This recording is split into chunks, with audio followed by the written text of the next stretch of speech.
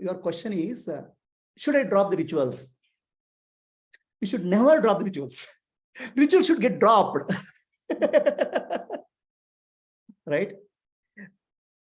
See, basically, the process of Vedas have karma kanda first. Rituals, various types of pujas. Okay. Karma kanda forms 95% of Vedas. Jnana is very small portion. Upanishads, Vedanta, it's a small portion. But 95 to 98% is karma kanda only. You do this ritual, do that. Okay. So now, why Vedas are prescribing karma kanda? For most of the people, karma is natural. Doing is natural. Right? I want to earn money. I want to do successful in life. So the purpose of Veda is not to disrupt your lifestyle, to help you grow from where you are. It's a step-by-step growth process. Growth cannot be sudden. Growth is always a gradual process. So start with karma kanda, do puja. Because by birth, for us, I am separate from God, I am separate from the world. That feeling of duality is natural. It's not unnatural. Nobody has to teach you. Right? In that duality, you have to do karma. So the Vedas are saying you have to do karma, you have to do success, you have to be successful in life. Okay. So that's why dharma, artha, kama, moksha. Kama is a desire. Everybody has a desire. And desire for what? I want to do something, I want to achieve something. For that, artha is required, money is required. For that, karma is required. So Veda says, okay, that's perfectly natural. Do it. But follow karma kanda. Bring some rituals in your life. Okay. Maybe rituals are doing some japa. Maybe rituals are getting morning and doing puja. Doing puja. Okay. Maybe rituals are having a festival, upavasa, vrata. Some rituals you bring in your life. Why the rituals? The two purposes of rituals is to bring discipline into your life. Others were indisciplined. Okay. Right? Then bring the concept of Ishvara, the God in your life. God is separate, but bring the God into your life. Right?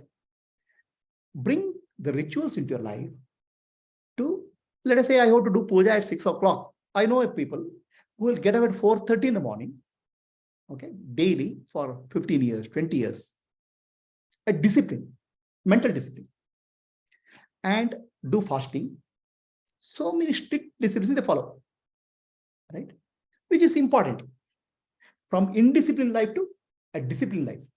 That's the researcher. From a life centered on me to life centered on God, Ishvara. That's where the karma kanda is. And that's 95% because large amount of people are there only. Right? So as you start doing that, you develop discipline, you start developing faith in Ishvara, God. That's the purpose. That's what called apara bhakti, the lower level devotion. Because God is separate from you, that's a devotion. And if you live your life properly with rituals or properly with devotion, and you perform yajnas as prescribed by Vedas, you will live a life dedicated to God, Ishvara. There's an intense purification happens inside. That purification is called Chitta Shuddhi. Without that purification, jnana is not possible, easy. You may listen to a lot of jnana, all it will be intellectual head only. Heart has to be clear. Purity of the heart, clarity of the intellect. The purity of the heart comes from ritual, karma yoga, upasana, meditation. Okay. So then Parabhakti's job is over. Aparabhakti's job is over. Your heart is purified. It is ready for jnana, clarity. For jnana, you have to get a Sadguru, realized master, and teaching has to go here. Clarity of the intellect has to come. Right? For the purity of the heart, you will do karma yoga, upasana. Okay. And clarity of the intellect, you get jnana. So once you get jnana, you realize, oh, Ishvara whom I am thinking, praying, is none other than myself. At this stage, two things happens. Rituals can get dropped, or rituals may continue. Rituals, what you are doing, its job is over. Or rituals you may do more intensely for guiding the society and the family. Understand? You don't do rituals for purification. Purification is done. but you do it for sake of guiding the society. A Gnani's life always for guiding the society. Kanchi Acharya is a great Gnani, right? But fully involved in temple worship.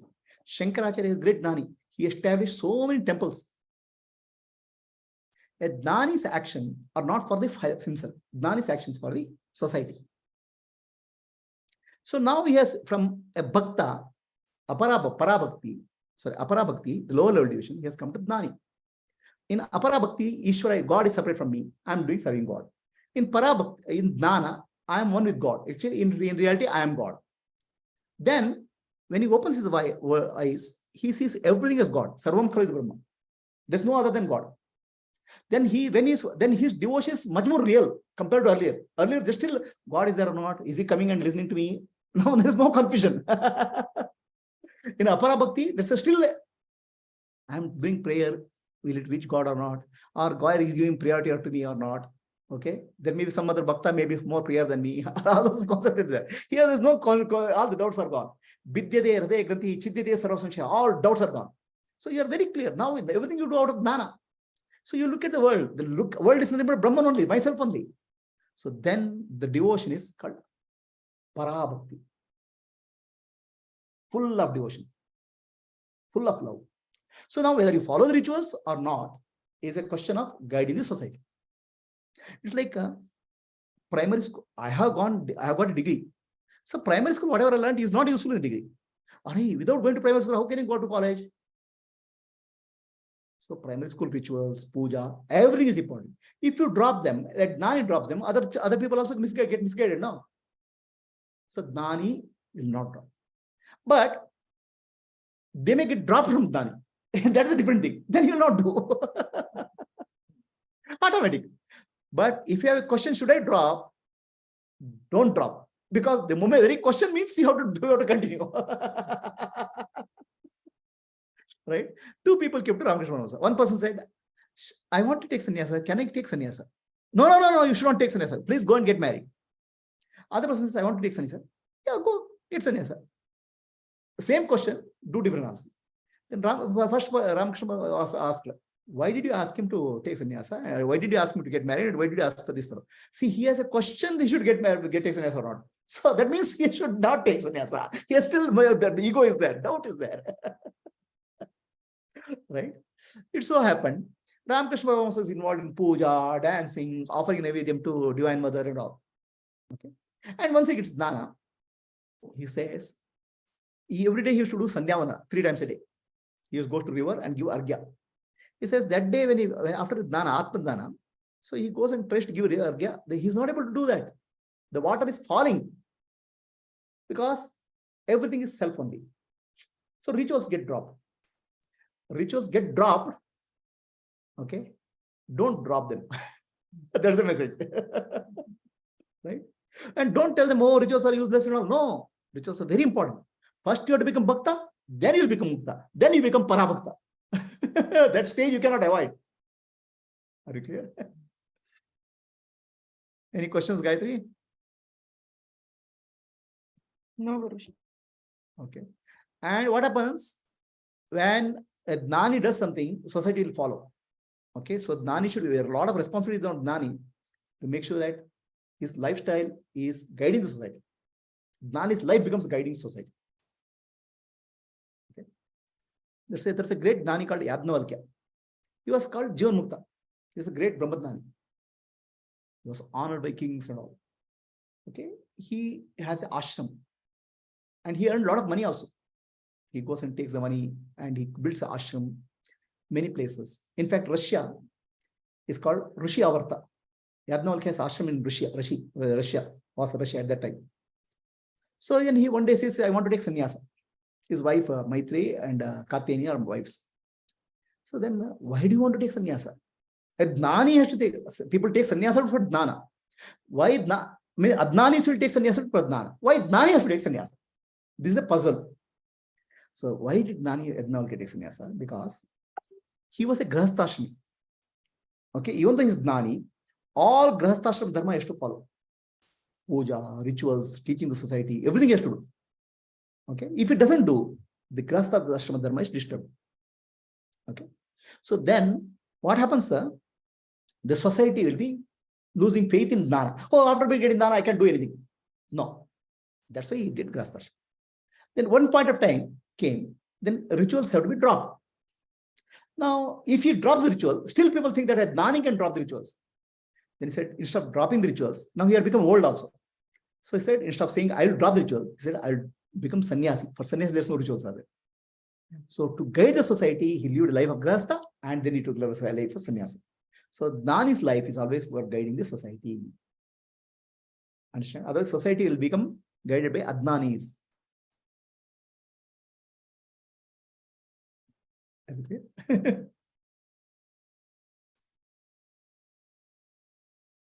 Any questions? They bring the faith in Ishvara, God. That's why it's important. Nobody should drop the rituals, but the rituals should get dropped from them. Not gradually. Once it gets dropped, because jnana is like kaka. I mean, jnana is not like a slow process. It will be slow process gradually. But once jnana comes, it is like a shock. Oh, this is what I am. That time it's it's not, jnana is like not 0.1, 0.2, 0.3, 0.4. It is either 0 or 1. In real Atma Brahma jnana. It is 0.1, 0.2, 0.3, it's all still bhakti.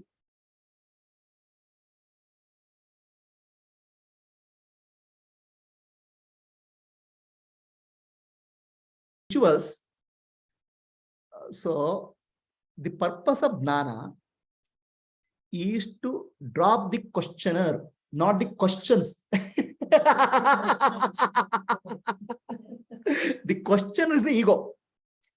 Okay, ego is a questioner.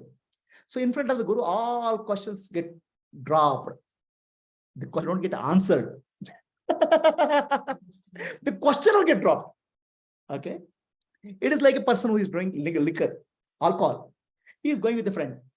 Hey, sky is falling, you see? The moon is falling, you see? Why the sky is falling, moon is falling? Whatever answer you give is false, not real. Okay. All that friend can say is, let your liquor, nishana, that what is called intoxication, come down.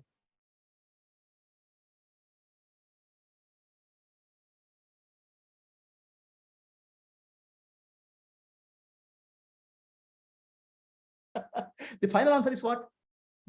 Get rid of your alcohol, get rid of your liquor. Then you'll know the stars are not falling. Right? So what happens is in jnana, okay, the questions are given. The Guru will, out of compassion, give you answers.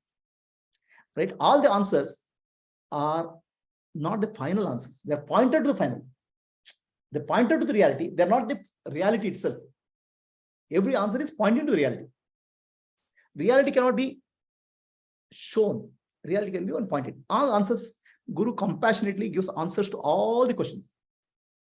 The idea is to help the devotee, help the student to move towards the reality. So now in jnana, as long as your concept of jnana, it's called paroksha jnana. Aparoksha jnana is clarity, absolute clarity. There's no doubt about that. Right? It is like saying, in a room, there's a darkness. Okay? For ages, there's darkness. If you ask somebody in the room, is there a chair? Is there a table? I don't know, because there's no light. But once you switch on the light, everything is clear. Aparoksha jnana is like everything is clear at that moment. And after that, there's no falling back. After that, there's no doubt. Right? So now, his questions doesn't get answered. In the aparoksha jnana, question disappears. All the question was ego. I am the body, I am the mind, I am the intellect entity. Understand? So when the questioner disappears, questions will disappear. It is not that his questions are answered. In the real Mahatma or Jnani's presence, the questions don't get answered. Maybe some level get answered, but questioner disappears.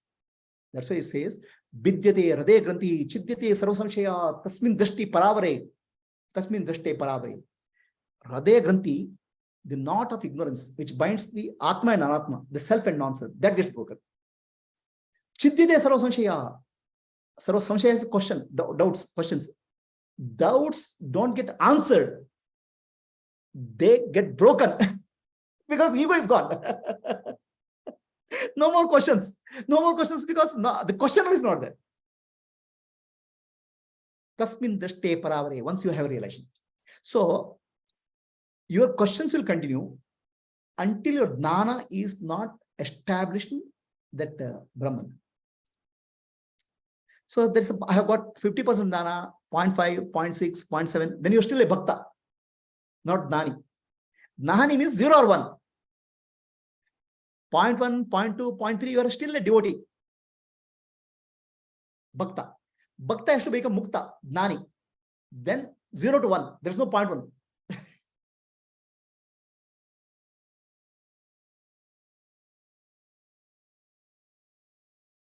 And you get a clarity. After that, there's no fallback.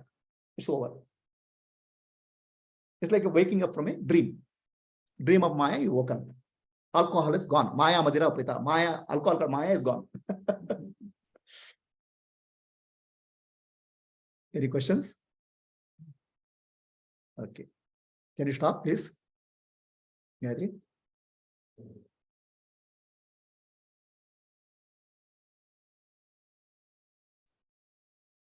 Yeah, I know. Gayatri, can you stop?